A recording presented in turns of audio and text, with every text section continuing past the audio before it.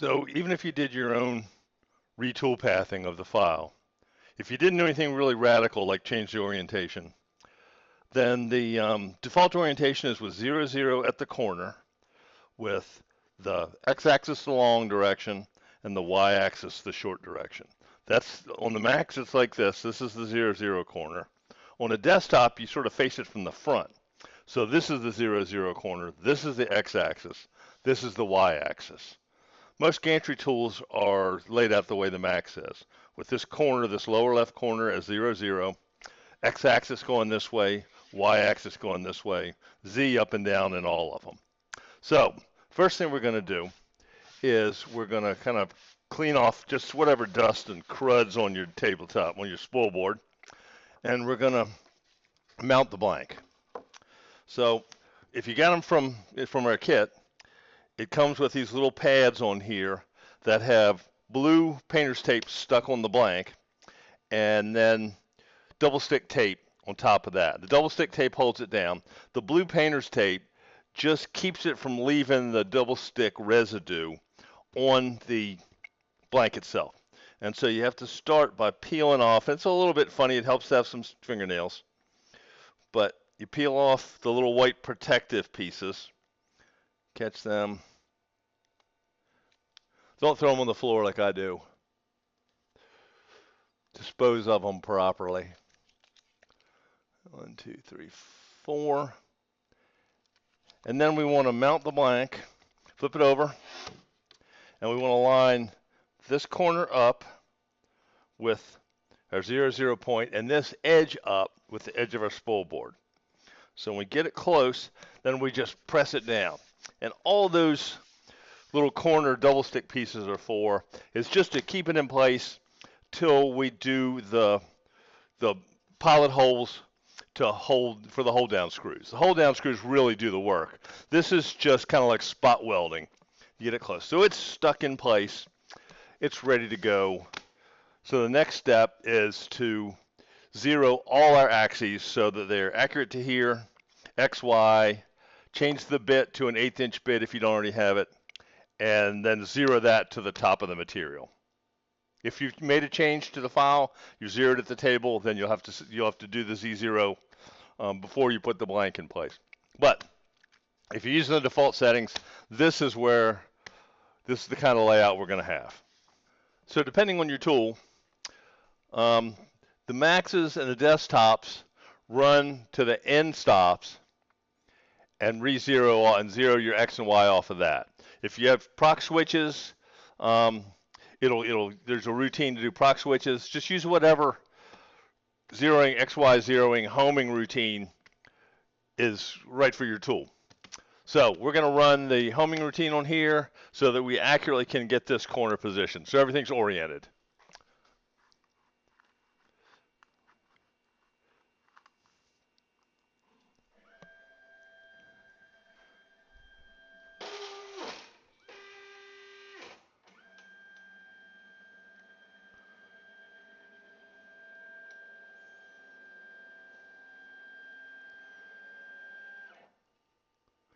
So now the center of the bit is right over this corner, and we're going to move out. I like to zero at a position, zero the z-axis at a position a couple inches over, a couple inches up. It just makes it easy to be consistent that way. So I'm going to move over to 3 in X and 3 in Y, move the z-axis up a little bit, and then put in the 1/8 inch bit.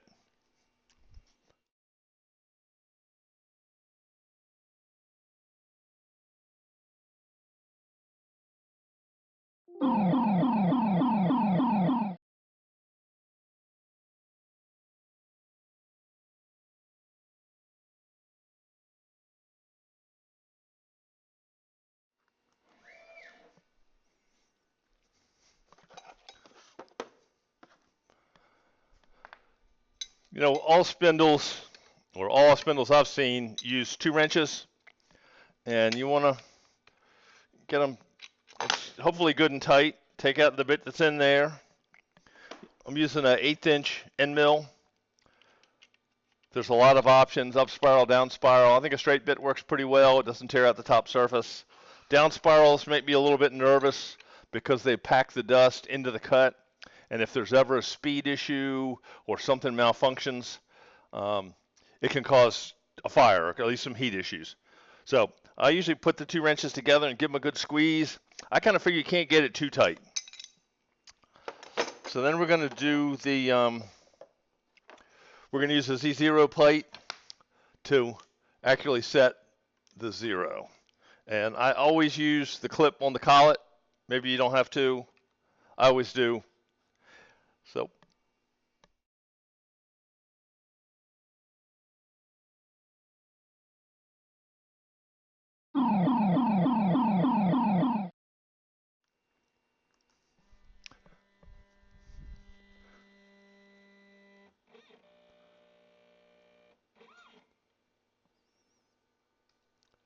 I didn't do it this time, but it's usually very good. It's a very good idea to have the to test the connection. So touch the plate to the bit. I forget sometimes. I try not to. Touch the plate and look at it in your software and look at the indicator for the #1 input switch and make sure it comes on when it touches and goes off when it's not. So that's do as I say, not as I do. So your Z-axis is now set. It's accurate to the top of the material. The X and Y are accurately set to this corner. And we're going to run the first file, which is the 1/8 inch bit hold down screws. And the way this runs is it's using an 1/8 inch bit, but I want a 3/16 pilot hole for the shank of the screw. So it's actually doing a circle, an inside hole, and it's spiraling down to cut that hole. So it's cutting a 3/16 hole with an 1/8 inch bit.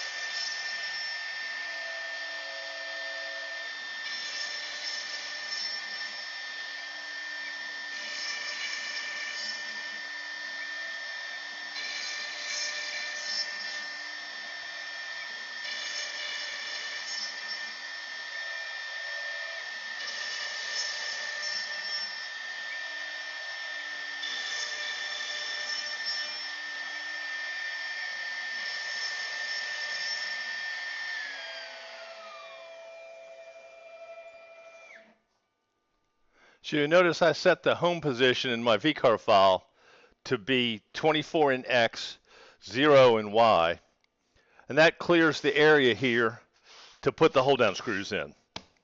It doesn't if you didn't do that in your file, then use the keypad to just move the gantry out of the way so you can get to all these screw holes.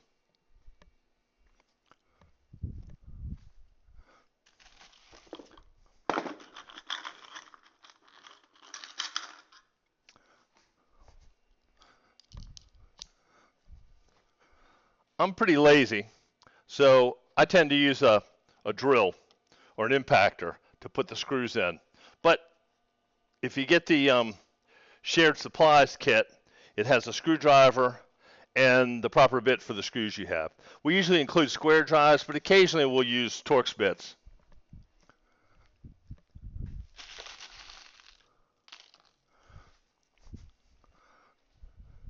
Phillips bits are really not great because they're so easy. With a hand screwdriver, it's not too bad, but if you're using an impactor or a drill, it's very, very easy to mess up and spin out the bit, called camming out the bit, and you'll end up with a big mess.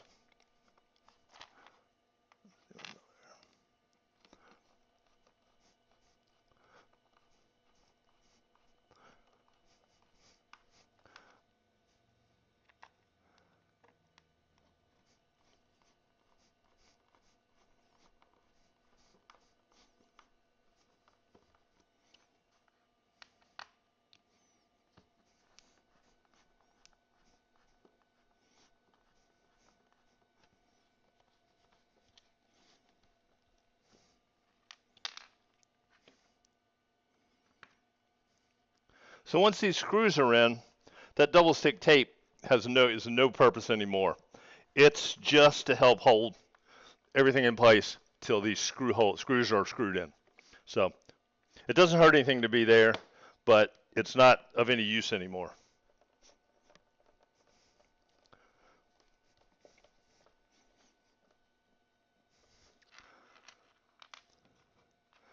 So now that everything's securely in place, we can run the second 1/8" bit file. And it peck drills nail holes, pilot holes for nails. So it goes down, lifts, goes down, a little deeper lifts, get the dust out. It also drills a couple of pilot holes for assembly screws. When you're putting the birdhouse together, there's a bottom of it that's screwed in with screws to make it easy to clean, and they get a 3/16 hole.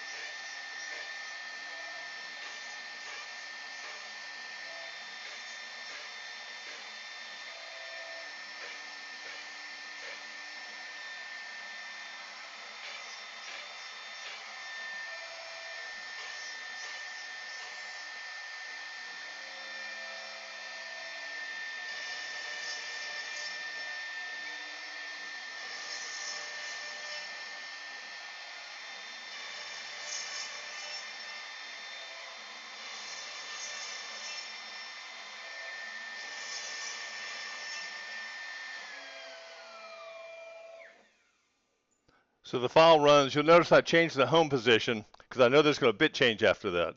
So I changed the home position in VCarve to 3 in X and 3 in Y, which gives me a nice area to change into the 1/4 inch bit. So now we're done with the 1/8 inch bit. We're going to change the 1/4 inch bit. We'll end up putting the dust foot back on and hooking up the dust collection. This part didn't generate very much dust, but the 1/4 inch definitely does. So we're going to use dust collection, we'll use a 1/4 inch bit, and we'll run the last file.